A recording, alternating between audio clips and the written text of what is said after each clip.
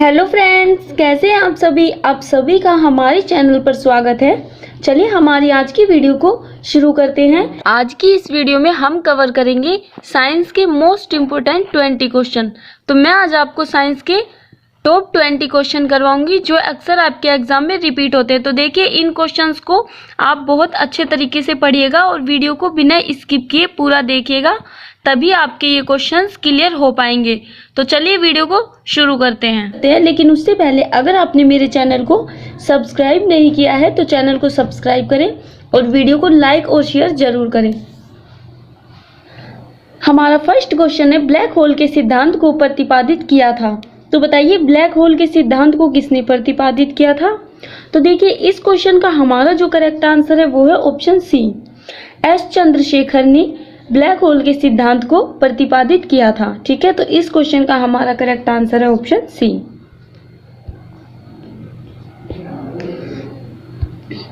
देखिए, black hole क्या है? सामान्यतः सापेक्षता में ब्लैक होल ऐसी खगोलीय वस्तु है। ठीक है, क्या है? ब्लैक होल ऐसी खगोलीय वस्तु है जिसका गुरुत्वाकर्षण क्षेत्र इतना शक्तिशाली होता है कि प्रकाश सहित कुछ भी इसके खिंचाव से बच नहीं सकता। ठीक है, तो आपको ये याद रखना है। चलिए अपना नेक्स्ट क्वेश्चन देखते हैं। हमारा नेक्स्ट क्वेश्चन है, तेज हवा वाली रात्रि में ओस नहीं बनती क्योंकि वाष्पीकरण की दर तेज होती है, या फिर ऑप्शन बी हवा में नमी होती है, या ऑप्शन सी तापमान ऊंचा रहता है, या फिर ऑप्शन डी आकाश साफ नहीं होता। तो देखिए, इसका जो करेक्ट आंसर है वो है ऑप्शन ए, क्योंकि वाष्पीकरण की दर तेज होती है।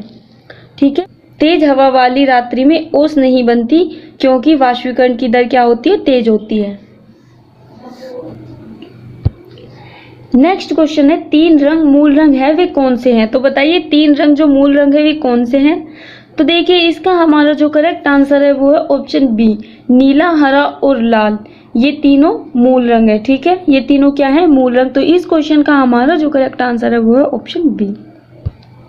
हमारा नेक्स्ट क्वेश्चन है, कैमरे में किस प्रकार का लेंस उपयोग किया जाता है? तो बताइए, कैमरे में किस तरह का लेंस प्रयोग किया जाता है? तो देखिए, तो इस क्वेश्चन का हमारा जो करेक्ट आंसर है वो है ऑप्शन सी, वर्तुलाकार। तो कैमरे में जिस प्रकार के लेंस का प्रयोग किया जाता है वो है वर्तुलाकार। हमारा अगला क्वेश्चन है, लाल कांच को अधिक ताप पर गर्म करने पर वह दिखाई देता है। तो बताइए, लाल कांच को जब हम अधिक ताप पर गर्म करेंगे तो वह किस रंग का दिखाई देगा? तो देखिए, इस क्वेश्चन का हमारा जो करेक्ट आंसर है, बताइए वो क्या होगा? तो देखिए, इसका हमारा करेक्ट आंसर है ऑप्शन बी, लाल कांच को जब हम अधिक ताप पर गर्म करेंगे तो वहां पे इसका रंग हरा दिखाई देगा। ठीक है, तो कैसा दिखाई देगा? हरा। तो आपको इस क्वेश्चन का ये आंसर याद रखना है, ऑप्शन नंबर बी। हमारा नेक्स्ट क्वेश्चन है, जब एक्सरे किरणें उत्पन्न होती है तो बताइए इनमें से क्या होता है? जब एक्सरे किरणें उत्पन्न होती है तो ऑप्शन ए, लक्ष्य पर ऊष्मा उत्पन्न होती है, या ऑप्शन बी, लक्ष्य पर ऊष्मा अवशोषित होती है, या ऑप्शन सी, लक्ष्य पर ताप स्थिर रहता है, या फिर ऑप्शन डी, लक्ष्य पर चमकीला प्रकाश देखा जाता है। तो देखिए, इस क्वेश्चन का हमारा जो करेक्ट आंसर है वो है ऑप्शन सी, लक्ष्य पर ताप स्थिर रहता है। ठीक है, तो इस क्वेश्चन का हमारा जो करेक्ट आंसर है वो है ऑप्शन सी। अब यहाँ पे एक्सरे किरणों की बात आई है तो देख लेते हैं। एक्सरे किरणों का आविष्कार जर्मनी के भौतिक शास्त्री विल्हेम कोनराड रोन्टगन ने किया था। ठीक है, तो देखिए, एक्सरे किरणें की खोज किसने की थी? तो भौतिक शास्त्री विल्हेम कोनराड रोन्टगन ने। चलिए हमारा नेक्स्ट क्वेश्चन लेते हैं, हमारा सौरमंडल कौन सी आकाशगंगा में स्थित है? तो बताइए, हमारा सौरमंडल कौन सी आकाशगंगा में स्थित है? तो इसका हमारा जो करेक्ट आंसर है वो है ऑप्शन सी, ऐरावत पथ। तो हमारा सौरमंडल जिस आकाशगंगा में स्थित है वह है ऐरावत पथ। तो ऐरावत पथ आकाशगंगा में हमारा सौरमंडल स्थित है। तो इस क्वेश्चन का हमारा जो करेक्ट आंसर है वो है ऑप्शन सी। देखिए, आकाशगंगा का आकार कैसा होता है? तो आकाशगंगा का आकार सर्पिलाकार है। हमारी पृथ्वी जिस आकाशगंगा में विद्यमान है उसे दुग्ध मेखला या फिर मंदाकिनी या ऐरावत पथ कहा जाता है। ठीक है, तो हमारी पृथ्वी, देखिए क्वेश्चन में ये पूछा जाता है एग्जाम में कि हमारी पृथ्वी किस आकाशगंगा में विद्यमान है। तो इन तीनों में से आपको एक ऑप्शन मिलेगा, तो उस पर आपको टिक करना है, या तो दुग्ध मेखला मिलेगा, या फिर मंदाकिनी, या ऐरावत पथ। और कई बार ये क्वेश्चन भी बनता है कि आकाशगंगा का आकार कैसा है? तो कैसा है? सर्पिलाकार, ऐसे करके। ठीक है, चलिए अब नेक्स्ट क्वेश्चन देखते हैं, ब्रह्मांड में सबसे अधिक मात्रा में कौन सा तत्व पाया जाता है। तो बताइए ब्रह्मांड में सबसे अधिक मात्रा में कौन सा तत्व पाया जाता है। तो देखिए इसका क्वेश्चन का आंसर बताइए हमारा क्या हो सकता है। ऑप्शन ए हाइड्रोजन, या ऑप्शन बी नाइट्रोजन, या ऑप्शन सी ऑक्सीजन, या फिर ऑप्शन डी हीलियम। तो इस क्वेश्चन का हमारा जो करेक्ट आंसर है वो है ऑप्शन ए हाइड्रोजन। ठीक है, तो ब्रह्मांड में सबसे अधिक मात्रा में जो तत्व पाया जाता है वो है हाइड्रोजन। तो इस क्वेश्चन का करेक्ट आंसर है ऑप्शन ए।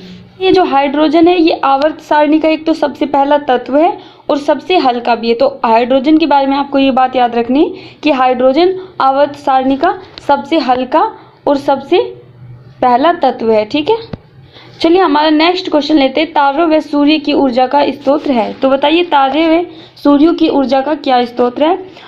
तो देखिए इस क्वेश्चन का हमारा जो करेक्ट आंसर है वो है ऑप्शन ए, तारों व सूर्य की ऊर्जा का स्रोत क्या है, नाभिकीय संलयन। ठीक है, नाभिकीय संलयन तारों व सूर्य की ऊर्जा का स्रोत है।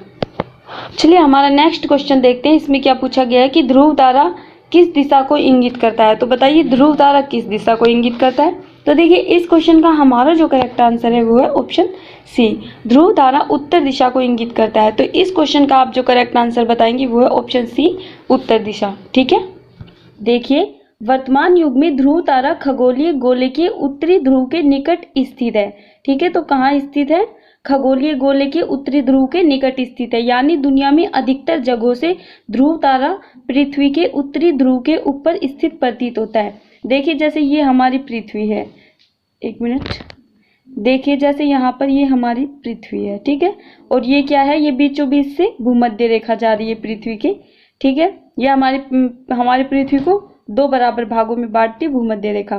तो इसके यहाँ पे ये क्या है, इसे हम बोलते हैं, ये जो यहाँ पे इसे बोलते हैं हम उत्तरी ध्रुव, और इधर नीचे बोलते हैं, इसे बोलते हैं नीचे वाले को दक्षिणी ध्रुव। ठीक है, इसे बोलेंगे उत्तरी ध्रुव और इसे बोलेंगे दक्षिणी ध्रुव। तो ये जो ध्रुव तारा ये हमारी पृथ्वी के यहाँ पर उत्तरी ध्रुव पर स्थित है। तो कहाँ स्थित है ध्रुव तारा, उत्तरी, पृथ्वी के उत्तरी ध्रुव पर। और देखिए यहाँ पर ये ध्रुव तारा स्थित है। अब आगे देखिए, इस कारण से तारों से मार्गदर्शन लेते हुए समुद्र, रेगिस्तान जैसी जगहों से निकलने वाले यात्री अक्सर ध्रुव तारे का प्रयोग करते हैं। तो मतलब जब आप मान लीजिए आप कहीं रेगिस्तान में है या फिर आप कहीं समुद्र में है, तो वहाँ पे इतना बड़ा रेगिस्तान में है, तो आपको चारों तरफ ये नहीं पता चलेगा कि आप उस टाइम कौन सी दिशा में जा रहे हैं या आप कौन सी दिशा की साइड मुंह करके खड़े हैं, आपको ये बिल्कुल नहीं पता चलेगा। और ऐसा ही तब होगा जब आप समुद्र में खड़े हैं। मान लीजिए आप समुद्र में हैं तो आपको ये नहीं पता कि आप किस दिशा में हैं या किस साइड पे, तो उस टाइम आप जो ध्रुव तारा है इसे देख के पता लगा सकते हैं कि आप किस दिशा में हैं या किस दिशा में चल रहे हैं।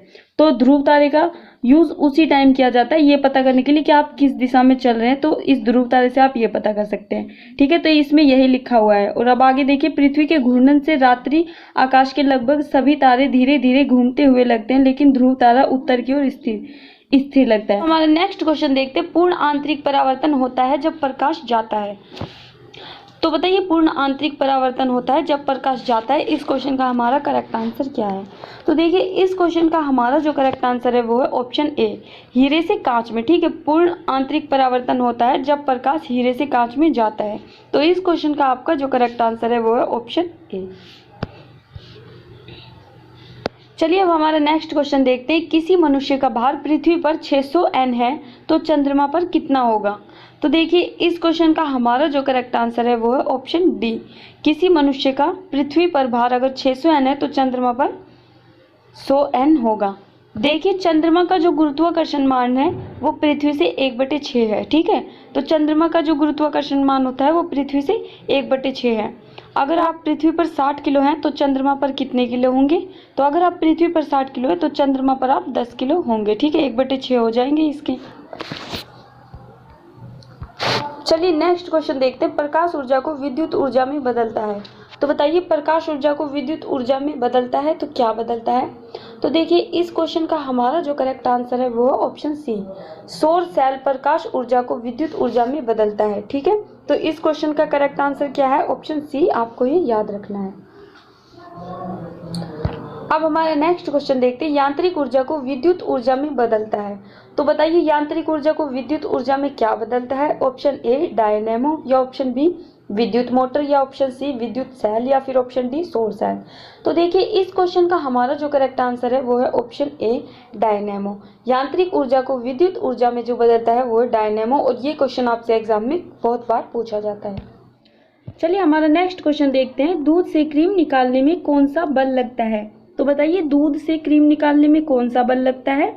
तो देखिए इस क्वेश्चन का हमारा जो करेक्ट आंसर है वो है ऑप्शन ए अपकेंद्रीय बल। ठीक है, तो दूध से क्रीम निकालने में जो बल लगता है वो है अपकेंद्रीय बल। तो इस क्वेश्चन का हमारा जो करेक्ट आंसर है वो है ऑप्शन ए। देखिए इस टाइप के क्वेश्चन आपसे एग्जाम में बहुत ज़्यादा पूछे जाते हैं, इसलिए आपको इस टाइप के क्वेश्चन बिल्कुल अच्छे से समझ कर जा रहे हैं। ठीक है, और देखिए अपकेंद्रीय बल क्या होता है? तो अपकेंद्रीय बल की जो प्रवृत्ति होती है वो केंद्र से बाहर की ओर धकेलने की होती है, और ये एक आभासी बल होता है। ठीक है, अपकेंद्रीय बल एक आभासी बल भी होता है, तो आपको ये भी याद रखना है। देखिए हमारा अगला क्वेश्चन है, आकाश में सबसे चमकदार तारा है। तो बताइए आकाश में सबसे चमकदार तारा है, इनमें से कौन सा है? तो देखिए इस क्वेश्चन का हमारा जो करेक्ट आंसर है वो है ऑप्शन डी। ठीक है, सीरियस आकाश में सबसे चमकदार तारा है। तो इस क्वेश्चन का हमारा जो करेक्ट आंसर है वो है सीरियस ऑप्शन डी। देखिए सीरियस जिसे डॉग स्टार या सीरियस ए के नाम से भी जाना जाता है, पृथ्वी के रात के आकाश का सबसे चमकीला तारा है। तो ये क्वेश्चन भी पूछा जाता है कि पृथ्वी के आकाश में रात के समय सबसे चमकीला तारा कौन सा है? तो कौन सा है? सीरियस। और देखिए सीरियस को ही डॉग स्टार और सीरियस ए के नाम से भी जाना जाता है। चलिए अब हमारा नेक्स्ट क्वेश्चन लेते हैं, आंखों से दिखने वाले क्षुद्र ग्रह का नाम है। तो बताइए आंखों से दिखने वाले क्षुद्र ग्रह का नाम क्या है? तो देखिए इस क्वेश्चन का हमारा जो करेक्ट आंसर है वो है ऑप्शन बी चारवेस्टा। ठीक है, क्या है? चारवेस्टा आंखों से दिखने वाले क्षुद्र ग्रह का नाम है। ठीक है, क्या है? चारवेस्टा। तो इस क्वेश्चन का हमारा जो करेक्ट आंसर है वो है ऑप्शन बी। ओके, देखिए ग्रह अथवा एस्टेरॉयड एक खगोलीय पिंड होते हैं जो ब्रह्मांड में विचरण करते रहते हैं। यह अपने आकार में ग्रहों से छोटे तथा उल्कापिंडों से बड़े होते हैं। तो क्या होता है? ग्रह अथवा एस्टेरॉयड एक खगोलीय पिंड है जो ब्रह्मांड में क्या करते हैं? विचरण करते रहते हैं। विचरण करने का मतलब इधर उधर घूमते रहते हैं, और यह अपने आकार में ग्रहों से छोटे और उल्कापिंडों से बड़े होते हैं। ठीक है, आकार में किससे छोटे होते हैं? तो जो ग्रह हैं उनसे तो छोटे होंगे और उल्कापिंडों से बड़े होंगे। तो हमारे ग्रह कौन से? जैसा कि आपको पता है बृहस्पति ग्रह, शुक्र ग्रह, ये सारे ग्रह ना इनसे छोटा है। नेक्स्ट क्वेश्चन है, दो ग्रह जिनके पास उपग्रह नहीं है। तो बताइए कौन से दो ग्रह हैं जिनके पास उपग्रह नहीं है? तो देखिए इस क्वेश्चन का हमारा जो करेक्ट आंसर है वो है ऑप्शन बी बुध और शुक्र। ये दोनों ऐसे ग्रह हैं जिनका अपना कोई उपग्रह नहीं है। ठीक है, तो ये क्वेश्चन कई बार एग्जाम में पूछा जाता है, तो आपको ये याद रखना है। तो नेक्स्ट क्वेश्चन है, परमाणु के नाभिक में होते हैं। तो बताइए परमाणु के नाभिक में क्या होते हैं? तो देखिए इस क्वेश्चन का हमारा जो करेक्ट आंसर है वो है ऑप्शन ए परमाणु के नाभिक में प्रोटॉन और न्यूट्रॉन होते हैं। ठीक है, क्या होते हैं परमाणु के नाभिक में? प्रोटॉन व न्यूट्रॉन। देखिए परमाणु के नाभिक में प्रोटॉन व न्यूट्रॉन होते हैं और वह इलेक्ट्रॉन के चारों ओर चक्कर लगाते हैं। ठीक है, हमारा नेक्स्ट क्वेश्चन है, परमाणु बम आधारित है। तो बताइए इस क्वेश्चन का हमारा करेक्ट आंसर क्या है? तो देखिए इसका हमारा जो करेक्ट आंसर है वो है ऑप्शन बी नियंत्रित नाभिकीय विखंडन। ठीक है, तो परमाणु बम किस पर आधारित है? नियंत्रित नाभिकीय विखंडन पर। तो इस क्वेश्चन का करेक्ट आंसर है ऑप्शन बी। तो चलिए हमारी आज की वीडियो को यहीं ख़त्म करते हैं, और अगर आपको हमारी ये वीडियो अच्छी लगी तो वीडियो को लाइक और अपने दोस्तों के साथ शेयर जरूर कीजिए, और इसी तरह की वीडियो पाने के लिए हमारे चैनल को सब्सक्राइब जरूर कीजिए। तो चलिए मिलते हैं हमारी नेक्स्ट वीडियो में किसी नेक्स्ट टॉपिक के साथ।